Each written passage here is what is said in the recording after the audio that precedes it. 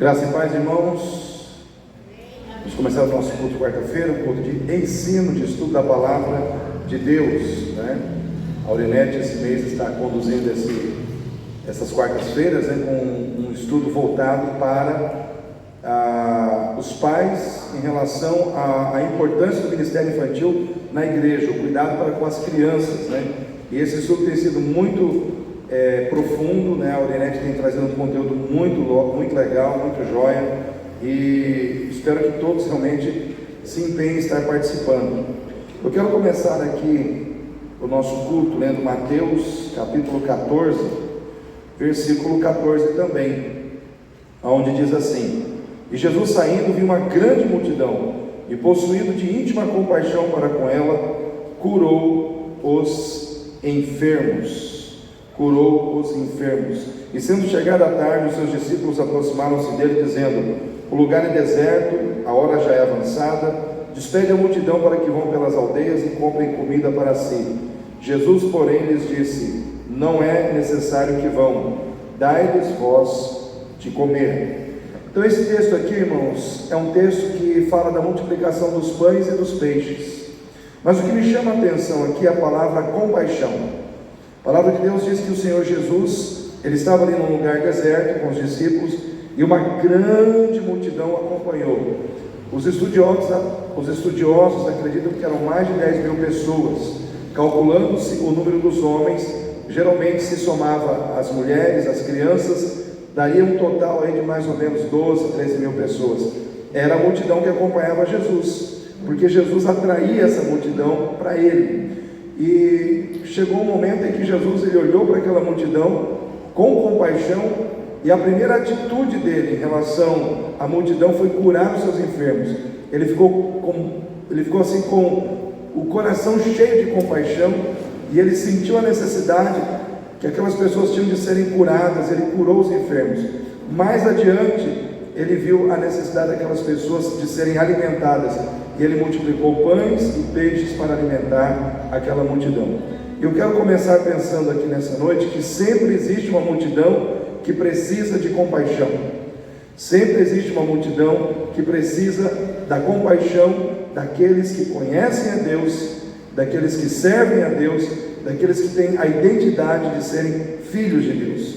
Então existe uma multidão aí fora que precisa da compaixão do Ricardo, que precisa da compaixão do Sebastião, que precisa da compaixão da Marlene, da irmã Ana, do pastor Galdilei, da Igreja Batista Itatiaia. Existe uma multidão faminta que precisa ser alimentada. Existe uma multidão doente que precisa ser curada, e muitas vezes essa cura, essa provisão de Deus vai chegar através da compaixão daqueles que servem a Deus. Amém, igreja? Eu fui visitar ontem os nenéns, né, do Larison e da Débora, lá no hospital universitário. Eu fui no período da tarde, mais ou menos umas 14 horas da tarde, e eu achei que eu ia chegar ali, ia orar com os meninos, né, ia visitar a Débora que estava lá, e no máximo demoraria ali uns 20 minutos, 25 minutos, estourando, né? Você vai lá, visita, ora. Pensei assim, 25 minutos, mais ou menos. Só que quando eu cheguei lá e comecei a orar, orei pelo primeiro filho da Débora que estava com ela, depois fui na UTI orar pelo outro, porque o outro estava na UTI ainda. Irmãos, eu vi uma multidão de gente que precisava de compaixão. As enfermeiras do HU disseram: pastor, tem muitas mães aqui que o senhor precisa orar por elas, tem muitas outras crianças aqui que o senhor precisa orar por elas, né? Nós vimos o senhor orando, e quando nós vimos o senhor orando ali pela primeira criança, nós somos tocados pela oração que o senhor estava fazendo, e nós não podemos deixar o senhor ir embora sem que o senhor ore pelas outras crianças. Irmãos, eu comecei a orar por aquelas crianças. Aí fui vendo ali outras crianças, outros nenéns com problemas de saúde muito mais sérios. O Daniel e o Rafael, que são os filhos do Larson e da Débora, graças a Deus eles não têm problema de saúde nenhum.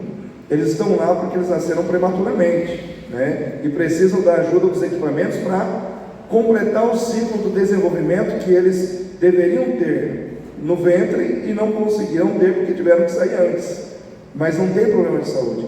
Mas irmãos, ali dentro tem criancinhas, assim com 7 meses, 8 meses, 6 meses, com inúmeros problemas de saúde. E aí eu orei lá pela Ana Júlia, né, que era filha de uma jovem que estava lá, de Corumbá, orei por tantas outras crianças. Aí me levaram numa outra salinha, onde estava um neném separado dos outros nenéns, e eu vi que aquela salinha da UTI era tipo a UTI da UTI, né, um lugar assim mais, onde as crianças estão com uma gravidade maior, são levadas para lá. E tinha um menino só lá, chamado Samuel, e a mãe dele se chama Duane. E aí aquela mãe, ela estava assim muito abatida.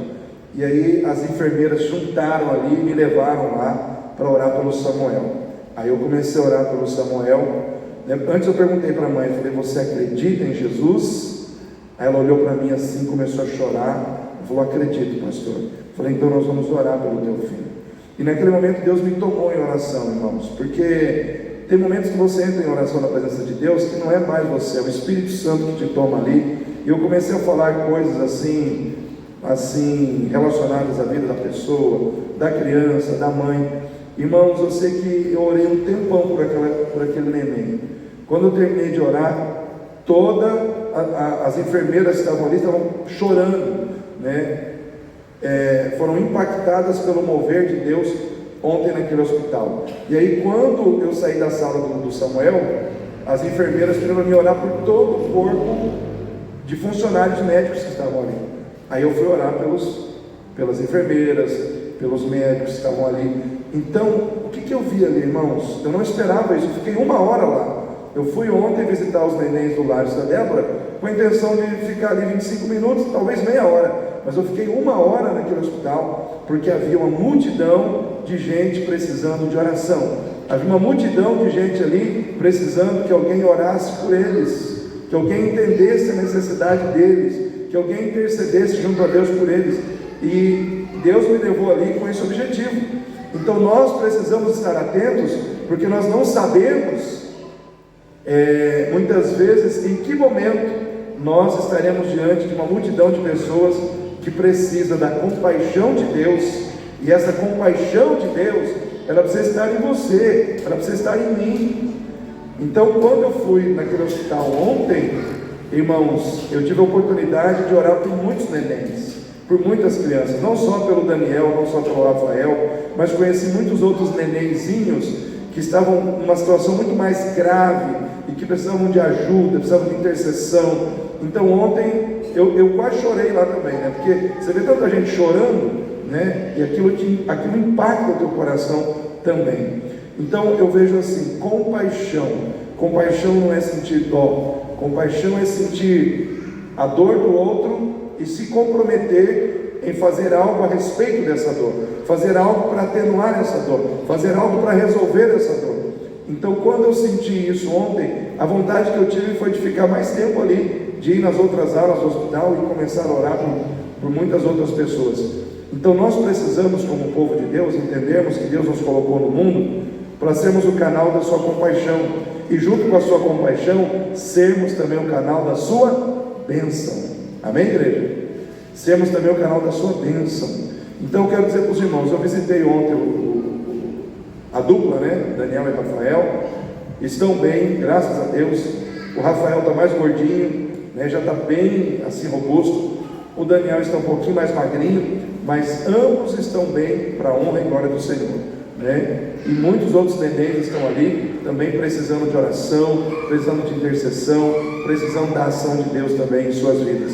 E cabe a nós como igreja, irmãos, termos compaixão para sentirmos a dor do outro e fazermos a diferença em Cristo na vida dessas pessoas, porque você tem o poder para fazer a diferença, o poder de Jesus, o poder que está sobre o nome de Jesus, o poder de Cristo também está sobre a tua vida. Amém? Então nesse momento eu quero pedir para você ficar em pé, para que nós possamos estar louvando ao Senhor, né? Antes de estarmos passando a palavra para a Aulinete, eu quero que você